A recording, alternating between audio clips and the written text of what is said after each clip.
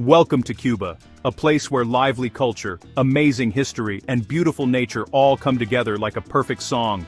Here, the past is alive in the old buildings of Havana and in the salsa music dancing in the streets. Cuba's story is like a colorful blanket woven with revolution, art, and a constant search for what it means to be Cuban.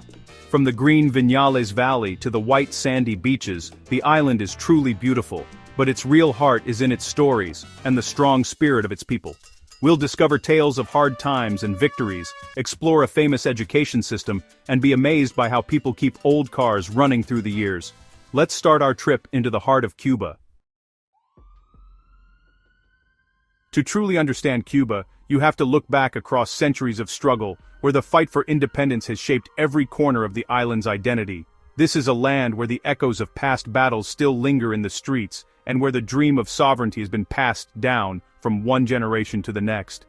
The 10 Years' War, which erupted in 1868, was more than just a rebellion. It was the spark that ignited a national consciousness.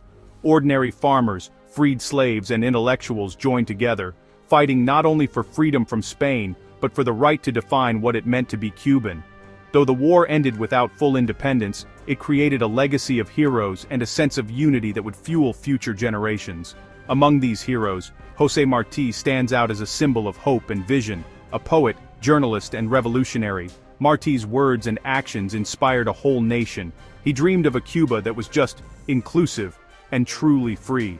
Even after his death in battle, Martí's ideals became a rallying cry, strengthening the resolve of those who continued the fight. The Spanish-American War in 1898 finally ended centuries of Spanish rule, but it also marked the beginning of a new chapter, one where the United States took center stage. Instead of full independence, Cuba found itself under American influence, with its politics and economy shaped by foreign interests. The dream of true sovereignty remained just out of reach. In the decades that followed, Cuba's government was plagued by corruption and inequality. American businesses controlled much of the island's wealth, while ordinary Cubans struggled to get by. The gap between rich and poor grew wider, and frustration simmered beneath the surface, setting the stage for a dramatic upheaval.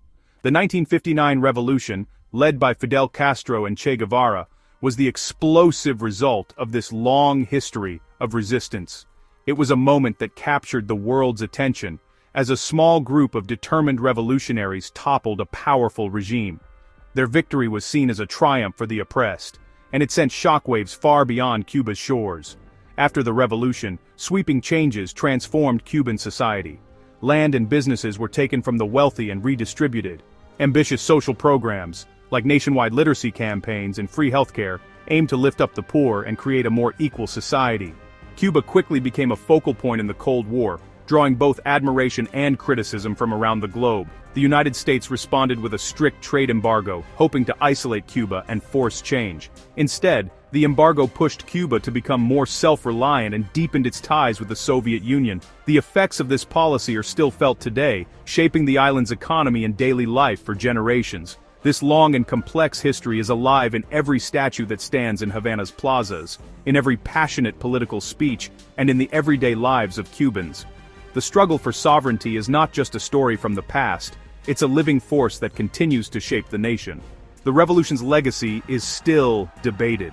For some, it brought dignity, education, and opportunities that were once unimaginable. For others, it meant new forms of control, lost freedoms, and difficult choices. These debates play out in conversations on the streets, in families, and in the hearts of the Cuban people. Yet, through all the hardship and controversy, a deep pride in being Cuban endures. The sense of being a free and independent nation is woven into the fabric of daily life, celebrated in music, art, and tradition. It's a pride born from centuries of struggle and sacrifice. The fight for independence in all its forms, military, political, and cultural, remains the central story of modern Cuba. It's a story that is honored in parades, remembered in monuments, and taught to every new generation. This ongoing struggle shapes not only politics, but also the art, music, and spirit of the Cuban people. It fuels a powerful narrative of resilience, creativity, and the determination to stand up for their beliefs, no matter the odds. To understand Cuba today, you must see this ongoing search for self-rule. A journey that is still unfolding, as new generations find their own ways to express what it means to be truly free. It's a story written not just in history books, but in the hearts and memories of its people, carried forward in their hopes and dreams for the future. And so, the struggle continues. Every day, in every corner of Cuba, as the island's people keep writing their own story of sovereignty and hope. After the 1959 revolution, Cuba faced a nation where nearly a quarter of its people could not read or write. The new government saw this as a major obstacle to progress and equality, and decided to make education a top priority for the entire country. In 1961, Cuba launched the ambitious literacy campaign, a massive effort to wipe out illiteracy in just 1 year. The campaign was not just a government program, it became a national movement that involved people from all walks of life. Over 250,000 volunteers, known as brigadistas, many of them teenagers and even children, left their homes in the cities and towns to live and work in the countryside. They taught reading and writing to farmers, laborers, and families who had never had the chance to go to school. For many, it was the first time they held a book or wrote their own name. The results were dramatic. In just 12 months, the illiteracy rate dropped from 23% to less than 4%. The campaign was celebrated with parades and banners, and it became a defining moment in Cuban history. The world took notice. International organizations like UNESCO praised Cuba's achievement, and newspapers around the globe reported on the island's educational miracle. This success laid the groundwork for a new, universal education system. Today, education in Cuba is completely free for everyone, from the youngest children in daycare to adults earning doctorate degrees. The right to education is protected by law, and the government guarantees access for all citizens, regardless of background or income. The curriculum is the same across the country, ensuring that every child receives a similar education. It covers not only core subjects like math and science, but also emphasizes art, music, sports, and a strong sense of national identity and pride. Cuban students consistently perform well in reading, writing, and other academic areas. Their achievements are a source of pride for families and communities, and education is seen as a path to a better future. The education system has produced world-class professionals, especially in medicine. Cuban doctors are famous for their skills and dedication, working not only in Cuba, but also volunteering in countries around the world, often in places with few other medical resources. But the system faces serious challenges. There is a constant shortage of supplies. Textbooks, paper, and even basic classroom materials are often in short supply. Teachers are paid very little, making it difficult to attract and keep talented educators. Many school buildings are old and in need of repair, showing the effects of decades of economic hardship. Classrooms can be crowded, and students sometimes have to share worn-out books and desks. Despite being highly respected in society, teachers often leave the profession for better-paying jobs, especially in tourism, where salaries are much higher. This creates a constant struggle to maintain enough qualified staff in schools. The curriculum is also closely tied to the ideals of the revolution, which means that alternative viewpoints or critical discussions about the government are limited in the classroom. This can restrict open debate and the exploration of different ideas. Yet, the love of learning remains strong in Cuban society. Books are treasured possessions, and families encourage their children to study and value knowledge. Education is seen as a way to improve one's life and contribute to the community. For many Cubans, education is the great equalizer, a promise of the revolution that, despite many obstacles, has largely been kept. It brings people together and gives everyone a chance to succeed. The sight of children in crisp uniforms, heading to school each morning, is a daily reminder of this national commitment to learning and opportunity. Cuba's education system stands as both a remarkable achievement and an ongoing challenge, a symbol of the country's hopes, its struggles, and its enduring belief in the power of knowledge. Nothing says Cuba quite like a shiny American car from the 1950s cruising down the sun-soaked streets of Havana, their chrome gleaming in the tropical light. These cars, with their bold colors and curvy lines, are instantly recognizable, and have become as much a part of the city's identity as its music or architecture. These classic cars are more than just something for tourists to look at. They're like museums on wheels and symbols of cleverness. Each one is a rolling piece of history, lovingly maintained and proudly displayed, drawing the attention of visitors from around the world who come to marvel at their beauty and resilience. Before the revolution, Cuba was a playground for fancy American things, and its streets were full of the best cars from Detroit. Havana was once known as the Paris of the Caribbean, and its avenues sparkled with the latest models: Cadillacs, Chevrolets, Buicks, and Fords, symbols of prosperity and modernity. But everything changed after the 1959 revolution. When the US stopped trading with Cuba, the car market froze overnight. No new cars came in, and spare parts became almost impossible to find. The once bustling showroom stood empty, and the cars already on the island became precious relics of a bygone era. Faced with this new reality, Cubans had to keep these cars running, no matter what.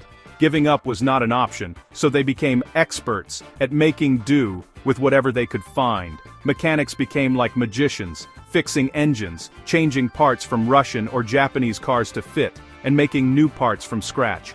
They learned to weld, to machine, to improvise, turning household items into car parts and blending old technology with new ingenuity.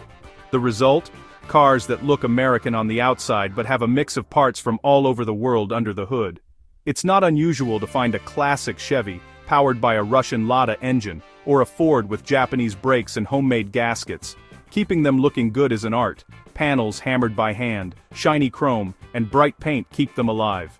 Craftsmen spend hours restoring faded paint, polishing chrome, and even fabricating entire body panels from scratch, ensuring these cars remain as eye-catching as ever. Many now work as taxis, especially for tourists, while others are still used every day by locals, even if they're a bit beat up. For some families, these cars are treasured heirlooms passed down through generations, while for others, they're simply a practical way to get around. These cars are living proof of Cuba's history, reminders of American influence, symbols of being cut off economically, and examples of how people can adapt. They tell the story of a nation that has learned to survive and thrive despite decades of hardship and isolation. Every repair tells a story of survival and creativity. Each patch, weld, and modification is a testament to the resourcefulness of the Cuban people, who have turned necessity into a unique form of art. As Cuba changes, what will happen to these cars is unclear. Some see new cars coming in as progress, others see it as a threat to their heritage. The arrival of modern vehicles brings convenience but also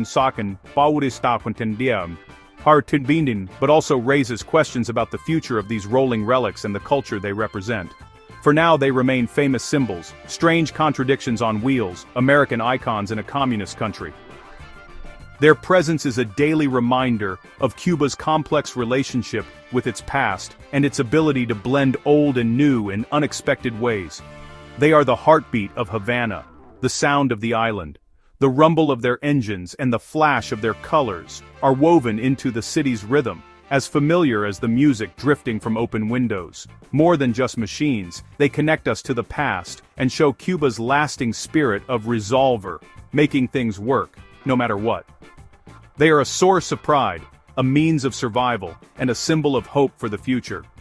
To drive through Cuba is to travel through history, cleverness, and pride. Every journey in one of these cars is a ride through decades of stories, ingenuity, and the unbreakable Cuban spirit. These cars are, in every way, perfectly Cuban, timeless, resilient, and full of character, just like the island itself. Our trip through Cuba shows an island that is complex, strong, and full of lasting magic. Its spirit lives in the warmth and pride of its people, the echoes of revolution, and the cleverness that keeps history alive. Cuba challenges what you think you know and rewards those who are curious. It's a place you must experience to truly understand. The real Cuba is found in conversations, music, food, and the Caribbean sun. Come see for yourself, discover the magic, and become part of a story still being written. Cuba is waiting for you to turn the page.